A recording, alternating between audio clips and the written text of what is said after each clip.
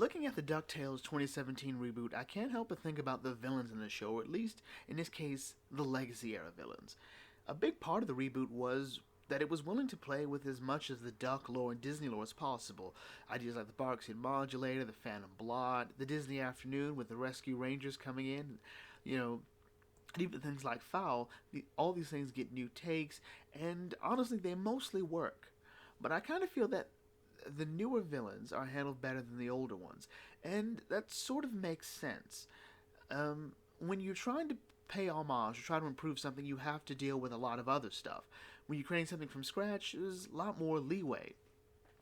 Especially when you're creating something from scratch in a universe you're also creating from scratch. It all works out. So, I did a video a while back on how the primary villains of DuckTales, Magicka, Beagle, and Glom Gold started and how they changed from their comic appearances to the original cartoon to now, and you can view that as sort of a proto-DuckTales lore video. Looking back at the series in its entirety, with the knowledge that Season 3 is the last one, I kind of feel that they really sacrifice a lot of the threat level of these characters for the sake of laughs. And this is interesting because they're all introduced for the first time as real threats. Glom Gold, the Beagle Boys, Magicka. Magicka herself is legit presented as the big bad for Season 1, but quickly it sort of falls apart. The Beagle Boys, I think, suffer from this the most. The Beagles are Scrooge's most consistent threat, not just because of their size and numbers, but the scope of their plans. Time travel, a Paul Bunyan machine designed to hack through the money bin and take everything. They've raided Scrooge's dreams just to get a hold of him. And they're like piranhas, with Ma Beagle being with the head of them. With Ma, it's not that she isn't considered a threat, just that the reboot does very little with her and her relation to Scrooge. Honestly, the show starts off with her mostly kind of giving up trying to rob Scrooge. Like, she says a lot, but she doesn't really do anything. And I think that's a bit sad, because Ma Beagle only exists in the DuckTales continuity. She's not in any of the Barks or Rosa stories, any of the other ones from what I've seen. So she was sort of the head honcho. She's always been the matriarch of the Beagle family. In Robot Robbers, for example, she finds a way to steal Glom Gold's robots that are using for construction jobs, use them to break the Beagle Boys out of prison and even attempt to, steal Scrooge's money. That even happens again in Hero for Hire, where she helps dupe Launchpad into robbing banks, thinking that he's saving the banks. It's its own other thing. Even in something like, say, The Money Vanishes, where she's not there, she's helping break the Beagles out through the cake she sends them, which is also really stupid because the guards don't see the shovel. I guess it's got sprinkles on it, so it's not an actual shovel, but whatever. Here, she just sort of played up for laughs. Even Life and Crimes of Scrooge McDuck doesn't do much to sort of show anything more than she's always been a bad guy. Got it! First wish, better kids! I wish you weren't so mean, Mama! Next we have Glom Gold, and Glom Gold as a villain and a character is sort of everything wrong and right with the reboot. Play the clip.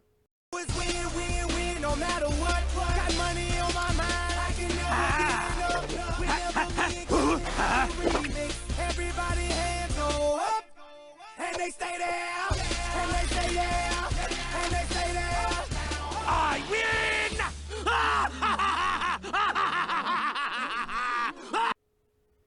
I love that clip. But out of the three of them, Glom Gold was the one given the most time to shine as a character. Scrooge and Glom Gold have a very unique relationship.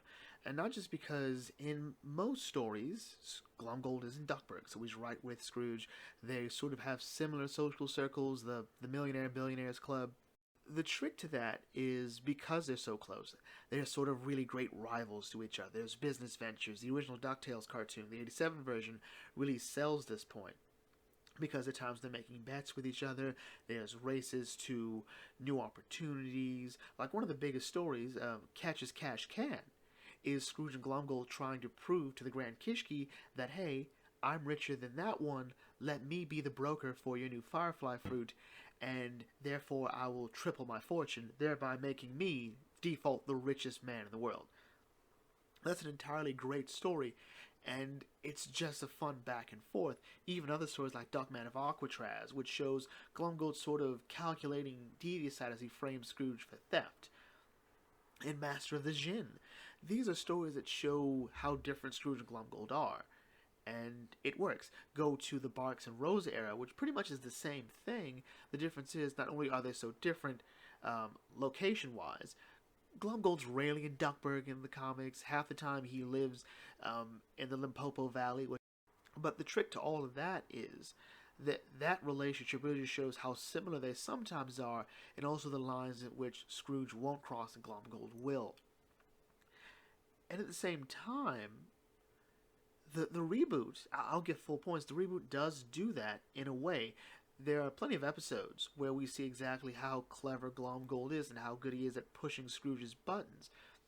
You know, there's the Jaws one where Glom Gold is just, on the news and, sort of setting these little traps for Scrooge to fall in just to make him look bad. Then there's the 87-cent solution and Glom Tales. The problem is, as good as those scenes are, Glom Gold just sort of inconsistent, and it sort of shows. Like, Glom Gold's also a spastic weirdo here, and this is wholly unique to the reboot.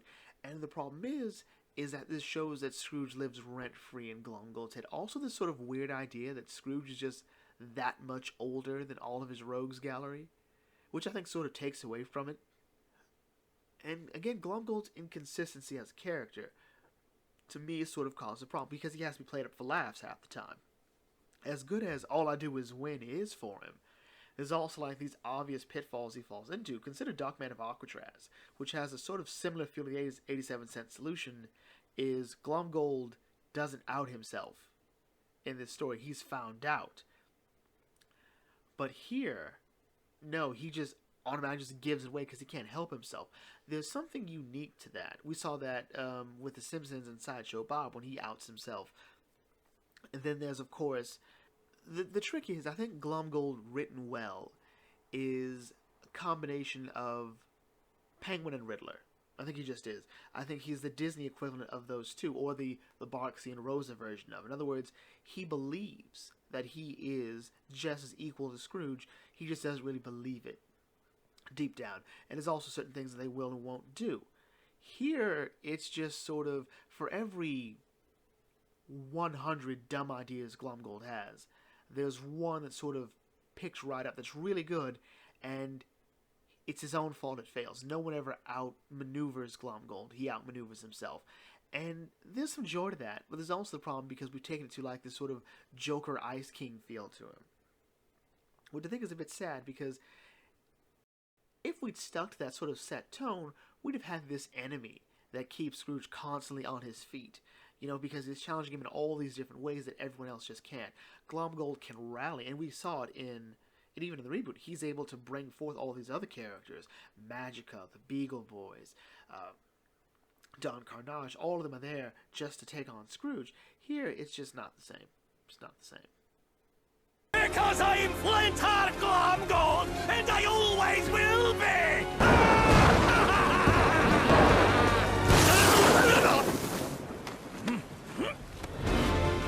Was that in his pocket the whole time?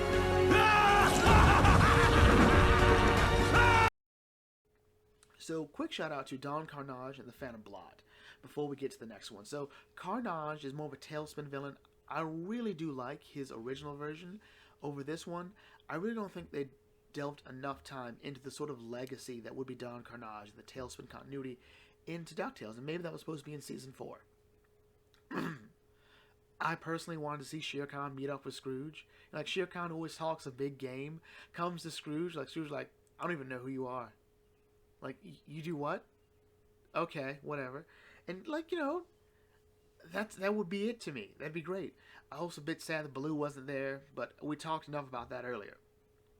The Phantom Blot showed up in the original DuckTales cartoon. I think he had, like, 2 appearances? I think so. Not much to those. The Phantom Blot is not a Scrooge-specific nemesis. He's a Disney-specific villain. A Disney Toon-specific, especially in the comics.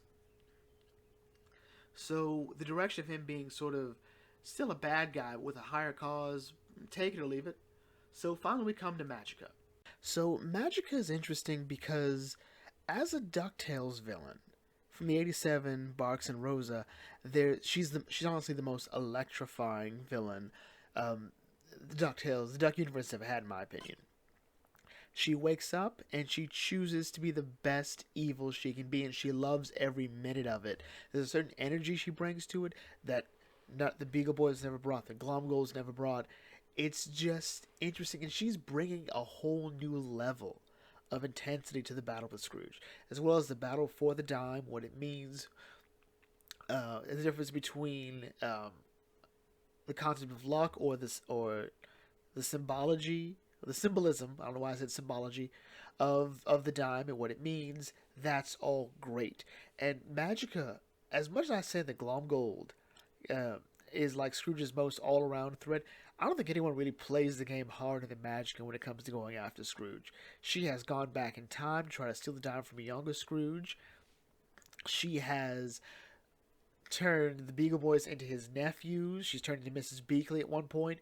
She created a horrible cloud to follow him around. She has duplicated herself. She did the Shadow War before it was done again in 2017. She's even sent Scrooge into the future to take the dime while he's gone. She's used Gladstone Gander's luck to steal it. It's all been really great. Like, no one goes harder than Magicka. So how does the 2017 version stack up to that? Well, in terms of presence, I would say Catherine Tate does a great job. Catherine Tate brings the right energy. It's both, I think, appropriate for the legacy of Magicka as well as the new direction this show wants to take with Magicka. I think that's all great. The problem really doesn't begin until Once Upon a Time. Not Once Upon a Time, The Laughing Crimes of Scrooge McDuck. Before then, it's really just the same problems I would have with the show as a whole, with how it treats its sort of tone. Life and Crimes implies a whole new level to Magicka's character that possibly because the show was canceled we'll never get, but also it's never really sort of built up. So Bob Beagle's and Glom Gold's origins, as their meeting with Scrooge, doesn't really reveal anything new about them. Magicka's does. Magicka adds a whole new level to her character. So the fact that her brother Poe was turned into a raven by Scrooge just sort of being there, honestly, and wanting to not get turned into a bird himself, which is hilarious, birds being turned into birds. It pays, on the plus side, it pays homage to Send in the Clones, because that's the only moment I can think of that mentions that Magicka's pet raven Poe is her brother. I don't think it's even mentioned again in the 87 cartoon. The trick is, because we're going for serialized storytelling, this really, it has to go somewhere, all right? And once we reveal that this is Magicka's brother, that Magicka has a brother, then we sort of get the idea, okay, so Lena thinks she's Magicka's niece, which means Magicka told her that she was Poe's daughter.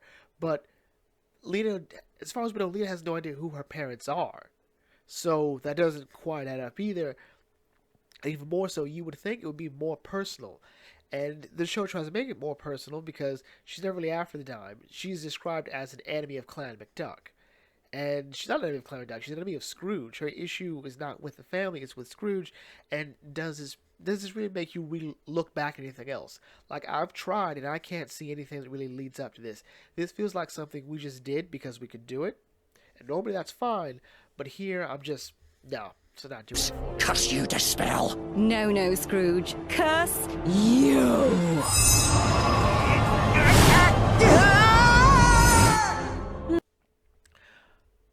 Which is a bit of a shame because I like exploring Magicka as a more complex character. She has a better opportunity than most. Mom Beagle really can't change. You have to do something like magical, which they did with the Battle of Duke Baloney. You know, amnesia, someone else, there we go. Maybe it turns out Mom Beagle has like a son who actually doesn't commit crimes, which actually that was a thing. She's got like at least one who doesn't commit any crimes and is just the most successful Beagle Boy because of it. But exploring Magicka, you'd have to do it through Lena. And what's really depressing about that is Magicka is less Scrooge's enemy. As much as she says she is, she's less Scrooge's enemy and she's more like Lena's opposition. So Yeah, that's kind of sad. And looking back on it, it's kind of like the problem. Like, even Glom Gold, in a lot of ways, spends more time clashing with... Actually, not even Glom Gold. The Beagle boys don't really feel like threats to Scrooge. And Glom Gold doesn't feel like much of a threat to Scrooge. And that's a problem. Because if your villain's not a threat to the hero, or any of the heroes, what's the point to them being there? So yeah, that's me complaining. And yeah, so with that, managed brings me to close here. If you're new to the Bug Think Tank, feel free to like, comment, share, subscribe. Check out some other videos, smash the thumbs up button, and I will catch you all later. This is the Bug Think Tank signing off. Thanks for watching. As always, may your fandom serve you well.